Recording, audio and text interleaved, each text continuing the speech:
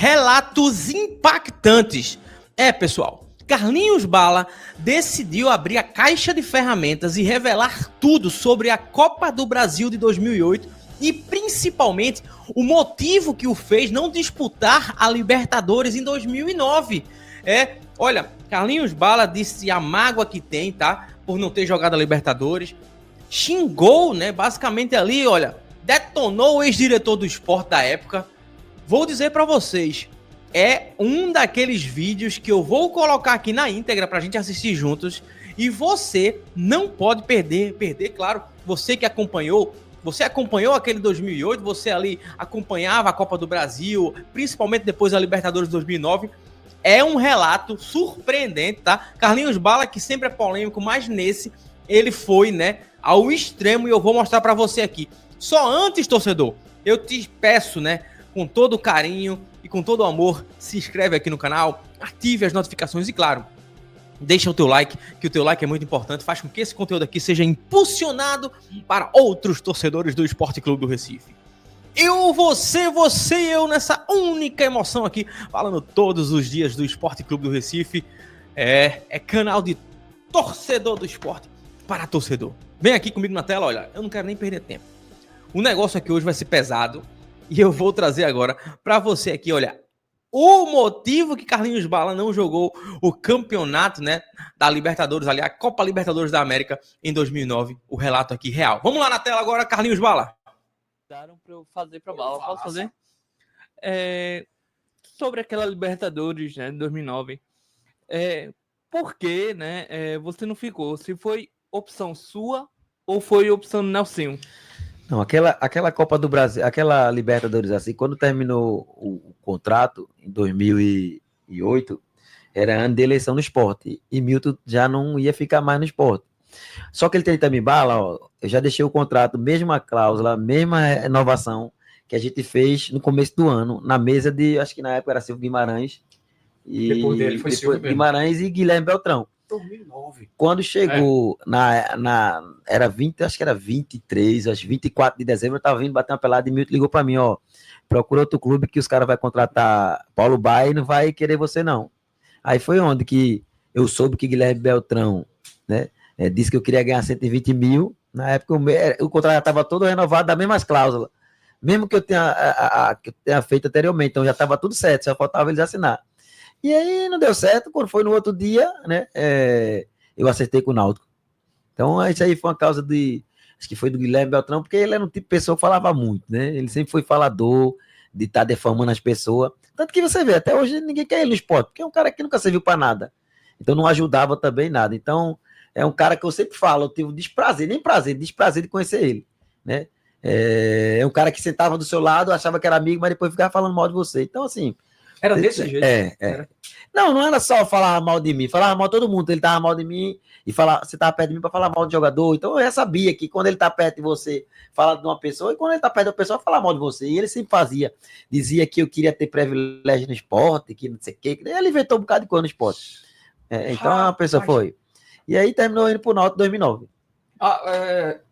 Fora Guilherme Beltrão, lá no esporte, mais alguém?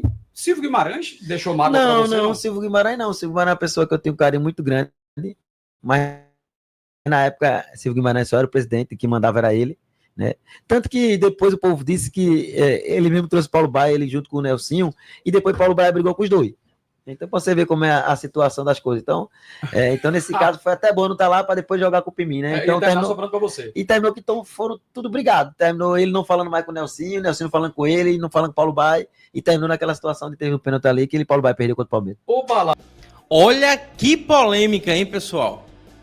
Quem lembra, né, do Guilherme Beltrão na época, né, que era diretor do esporte, inclusive, deixa eu colocar aqui, tá? Na telinha, vocês lembram do Guilherme Beltrão, que era um dos mandatários ali, um dos diretores responsáveis pelas montagens dos elencos, pelas renovações, né, por contratações, e o Carlinhos Bala detonou o Guilherme Beltrão na época, que basicamente foi o cara que barrou o Carlinhos Bala, né, o Carlinhos Bala ali de ir para a Libertadores em 2009, né, tinha já um contrato, né, o Bala falou ali, todas as cláusulas do contrato anterior seriam renovadas com iguais, né, tipo, os valores antigos com os valores da nova contratação, da nova renovação, e não.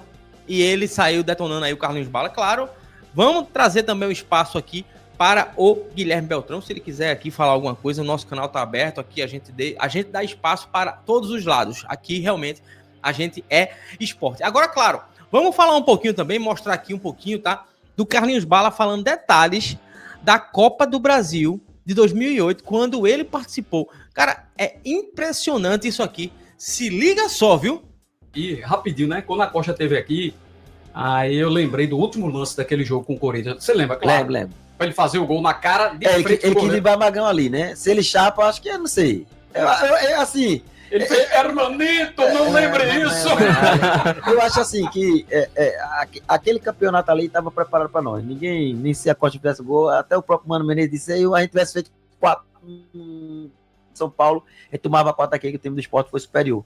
Eu acho que assim, quando a gente saiu ali do vestiário pro campo, a gente já saiu focado, né? Deus foi tão bom com a gente. Eu não imaginaria fazer gol, né? Isso que é raiva do povo. Não fica com raiva de mim, não. Vai reclamar com Jesus que me abençoou.